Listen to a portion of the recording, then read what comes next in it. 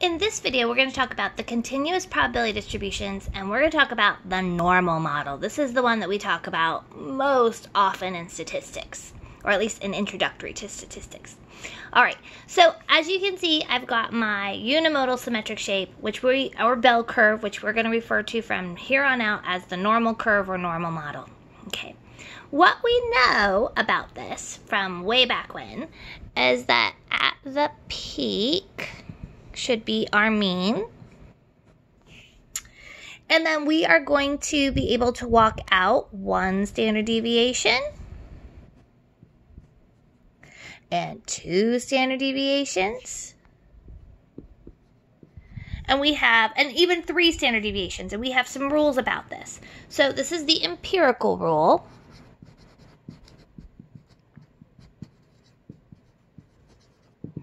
So in my empirical rule, it says that approximately 68% of data will fall between one standard deviation. Okay, so that means that I would expect all of this to be 68%. Approximately, this is a guesstimate. Okay, now, within two standard deviations, I should get 95%. So between here and here, I should get 95%. And if I were to walk three, it's like 99%. So almost everybody is within three standard deviations. All right, cool. What we're going to do as we are playing with these videos is that we're going to figure out what's the probability that a randomly selected person in our survey falls between two values, or is more than a value or less than a value. Okay. As long as they are cutting it at standard deviations, we can just use the empirical rule. If they are cutting it at different spots, then we're going to be in trouble. And right now you're probably going, what do you mean cutting at the spots? All right. So in our notes we have a model called it's an example about cholesterol, men's cholesterol between the ages of 20 to 29. And it tells me that the mean cholesterol is 180 and the standard deviation is 35. Okay. What that tells me is that if I were to start again for a minute with my normal curve,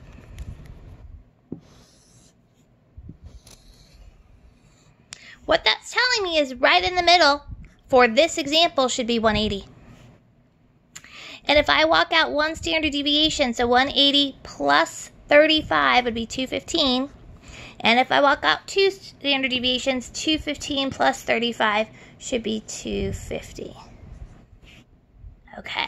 If I come over here and I subtract 35, then what I'm going to have is 145. And if I subtract 35 again, I get 110. All right. So here's how this works.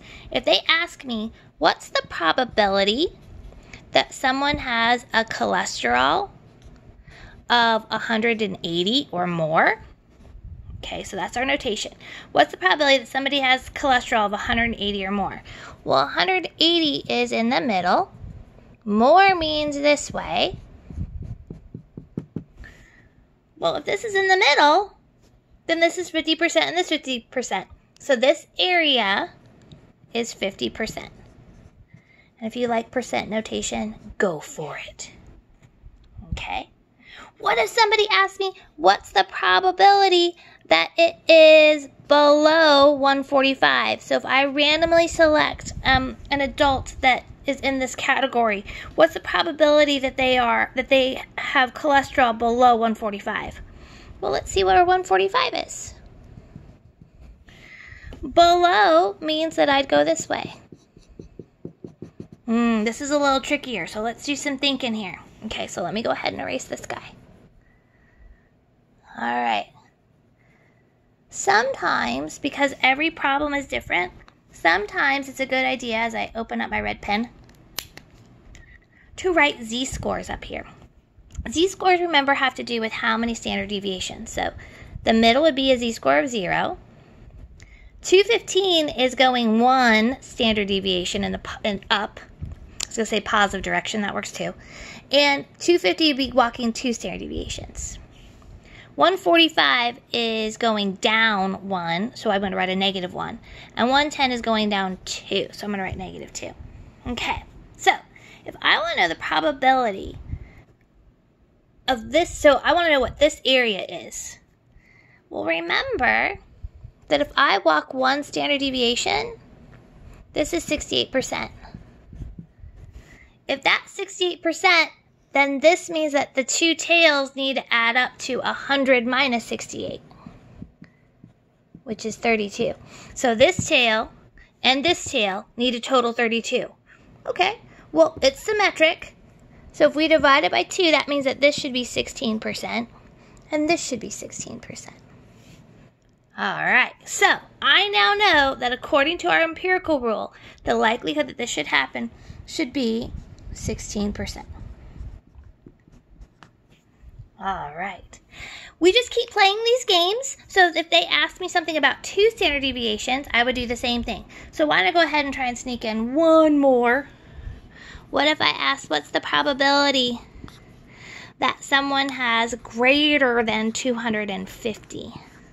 Right? A cholesterol greater than 250. All right, well, 250 is right here. Greater than would be shaded this way. Okay, 250 is at 2 standard deviations. 2 is 95. So that means between here and here should be 95%. So this tail should be 100 minus 95. But that tail, that 5% has to be split between this tail and this tail, right? So 5% divided by 2. So this should be 2.5%. So according to the empirical rule, this should be 2.5%. Hope my camera work didn't make you too confusing or my hot mess here. You might have to watch this video a couple times. Good luck.